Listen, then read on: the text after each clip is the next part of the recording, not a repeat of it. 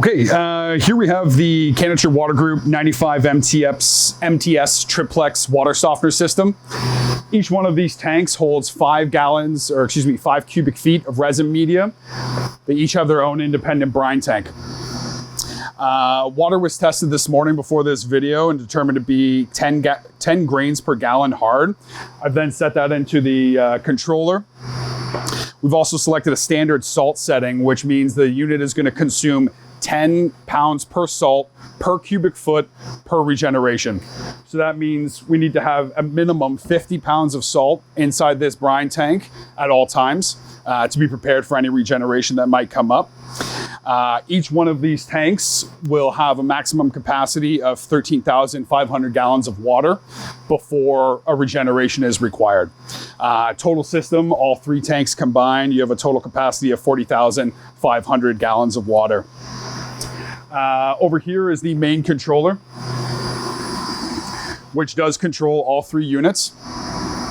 And we also have some diagnostic information displayed.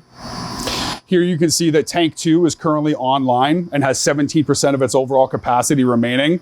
Tanks 3 and tank 1 have 100% capacity and are currently in standby. The 3 units work together to provide continuous soft water. So tank 1 will operate between 0 and 25 gallons per minute. Once you've crossed over 25 gallons per minute of flow, tank 2 will come online. Tank 3 comes online once we've crossed over the 50 gallon per minute mark. And they will scale up and down as needed depending on the flow of the day. If you want to get into further diagnostic information, you can select the tank that you are interested in, click select, and now we have a bunch of diagnostic information related to remaining gallons, current flow rate, peak flow rate, et cetera, et cetera. And we can easily access all 3 of them.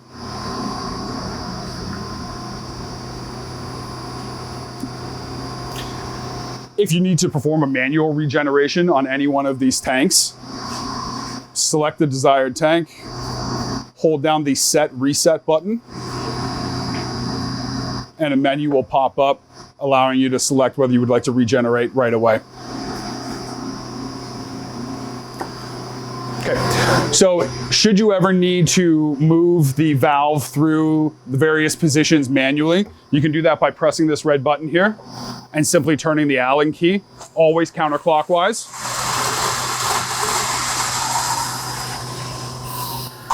When it pops back out, you know that you've found its home.